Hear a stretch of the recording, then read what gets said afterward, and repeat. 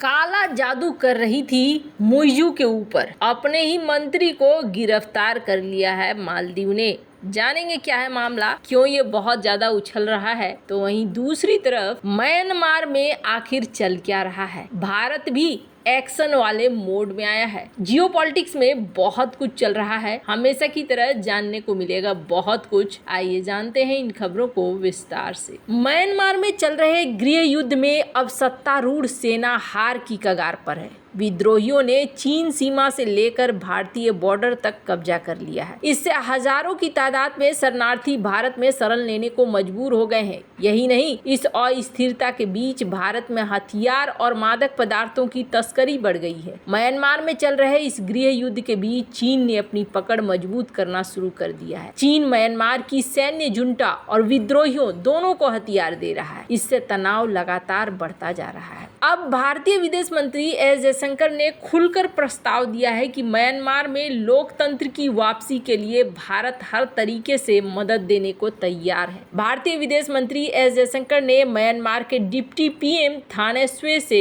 नई दिल्ली में मुलाकात की और इस दौरान बुधवार को म्यांमार में हिंसा और स्थिरता पर गहरी चिंता जताई। जयशंकर ने म्यांमार से भारत में हथियारों और ड्रग्स की तस्करी के खतरे के प्रति भी थानेस्वे को आगाह किया। थानेस्वे म्यांमार वापस जा रहे थे, इसी दौरान वो नई दिल्ली में रुके थे। म्यांमार में फरवरी 2021 में सैन्य शासन आने के बाद ऐसा पहली बार हुआ है जब सैन्य जुंटा के किसी वरिष्ठ पदाधिकारी की भारत यात्रा का सार्वजनिक रूप से ऐलान किया गया है। म्यांमार में सैन्य तख्ता पलट के बाद पश्चिमी देशों ने सैन्य जुंटा पर कई तरह के कड़े प्रतिबंध लगा दिए हैं। भारतीय विदेश मंत्री ने एक्स पे पोस्ट किया कि म्यांमार के उप प्रधानमंत्री सह विदेश मंत्री यू थानेस्वे आज नई दिल्ली से गुजर रहे थे। इस दौरान उनसे मुलाकात की। इस दौरान हमारी सीमा से लगते म्यांमार में जारी हिंसा और अस्थिरता के प्रभाव को लेकर हमारी गहरी चिंता पर चर्चा हुई। भारत इस स्थिति से निपटने के लिए सभी हितधारकों के साथ मिलकर काम करने के लिए तैयार है। प्राथमिकता वाली चुनौती को उठाया गया है, खासतौर पर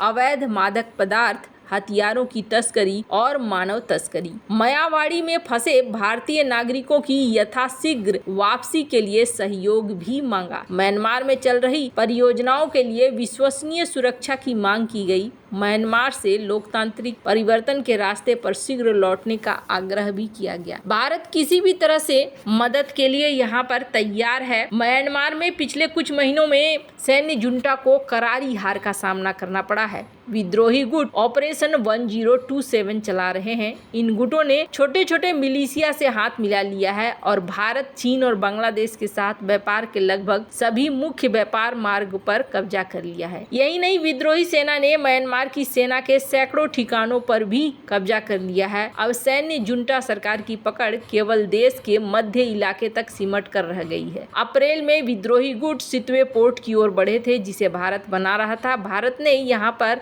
अपने काउंसुलेट को बंद कर दिया और राजनयिकों को निकाल लिया था। म्यांमार के विद्रोही गुट अब भारत से लगते इलाकों में हिंसा कर रहे हैं, जो टेंशन की बात है। ये भी खबर है कि म्यांमार का चीन हथियारबंद गुट मणिपुर में भारतीय इलाके में हथियार भेज रहा है। चीनी अपराधी गुट म्यांमार में रहकर ऑनलाइन धोखाधड़ी कर रहे हैं और भारतीयों को अच्छी नौकरी का झूठ बोलकर उन्हें फंसा लिया जाता है। ये हजारों भारतीय अब मायावड़ी में चीनियों के चंगुल में फंस गए हैं और इनसे साइबर फ्रॉड कराया जा रहा है। जयशंकर ने इनको वापस लाने में मदद मांगी है। भारत ऐसा कोई कदम नहीं उठा रहा है जिससे म्यांमार चीन की गिरफ्त में जाए। वहीं चीन अब म्यांमार को अपनी कॉलोनी की तरह व्यवहार कर रहा है। चीन म्यांमार के रास्ते बंगाल की खाड़ी तक पहुंच बना रहा है। वो तेल और गैस की पाइपलाइन बना रहा है। चीन की सबमरीन भी म्यांमार के पोर्ट पर देखी जा रही है। जब भी कोई देश बर्बाद होता है ना, तो हमेशा तीसरे को फायदा होता है और यही यहाँ पर चाइना कर रहा है। म्यांमार खुद संगठित ही नहीं रह पाएगा तो यहाँ पर चाइना को अपना फायदा उठाने में सबसे ज्यादा आसानी होगी। यही वजह से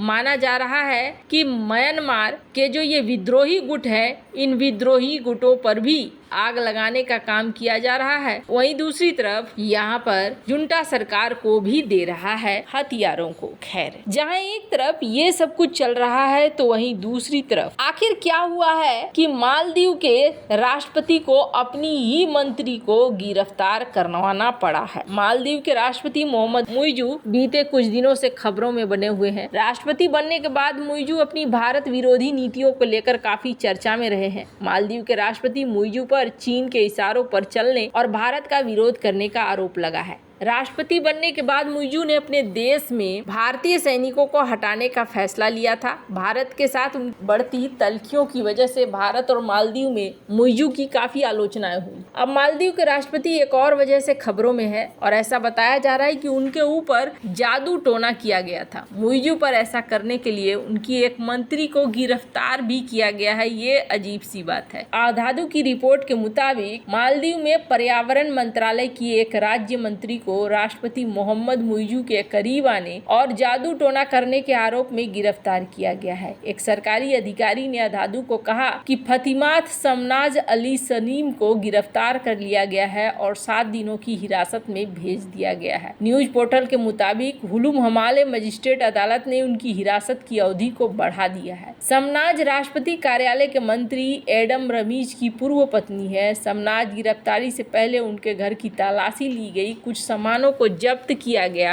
आपको बता दें, समनाज के 3 बच्चे हैं, जिनमें से एक बच्चा 1 वर्ष से कम उम्र का है। समनाज पहले राष्ट्रपति भवन मुलियेज में काम करती थी, हालांकि हाल ही में उसका तबादला पर्यावरण मंत्रालय में कर दिया गया था। रिपोर्ट्स की माने तो समनाज को राष्ट्रपति मुइजू के करीब आने के लिए जादू टोना करने के आरोप में गिरफ्तार किया गया है, जबकि उनके पूर्व पति को भी निलंबित कर दिया गया है। एडम रमीज पहले राष्ट्रपति मुइजू के करीबी हुआ करते थे, हालांकि कई महीनों से उन्हें मुइजू के साथ नहीं देखा गया है। और ये जो जादू टोना है, इस जादू टोना की बात जैसे ही बाहर आई है, उसके बाद लोग कयास लगा रहे हैं कि क्या ऐसा भी कुछ हो सकता है। पुलिस की कार्रवाई तक यहाँ पर हो गई है। पुलिस के प्रवक्ता ने भी इस बात को कंफर्म किया है। यहाँ जी, हमने मंत्री के अलावा 2 अन्य आरोपियों को भी गिरफ्तार किया है। पहले पुलिस ने समनाज के घर में छापामारी की, फिर ऐसी चीजें जब्त की गई जिसका इस्तेमाल जादू करने के लिए होता है। पर्यावरण मंत्रालय संभालने से पहले समनाज जिस तरीके से काम करती थी उसमें ऐसा तो कुछ लगता नहीं था। काला जादू, जिसे स्थानीय रूप से फंडिता या सिहरू के नाम से जाना जाता है, इस्लामी कानून के तहत ये एक गंभीर अपराध माने जाने के बावजूद मालदीव में इस मान्यता को बहुत ही व्यापक तौर पर मानते हैं। मई में पुलिस ने संसदीय चुनाव के लिए दौड़ रहे एक सत्तारूढ़ पार्टी के सदस्य पर कथित रूप से काला जादू करने के आरोप में 60 साल के व्यक्ति को गिरफ्तार किया था। दिसंबर 2015 में इस्लामी मंत्रालय ने एक सार्वजनिक बयान जारी करके चेतावनी दी थी कि समाज में काला जादू बहुत आम हो रहा है, ऐसी प्रथाओं से दूर रहना चाहिए। वैसे बाकी दुनिया को भले कुछ ऐसा लगे, पर उनके यहाँ नियम है और इस नियम के ही तहत गिरफ्तार किया गया है। अगर मंत्री हुई तो क्या हुआ? वैसे आपको क्या लगता है इन सब मामले में? आपकी क्या राय है? कमेंट कर जरूर बताएं। जल्द मिलते हैं अगली वीडियो में नई खबर के साथ।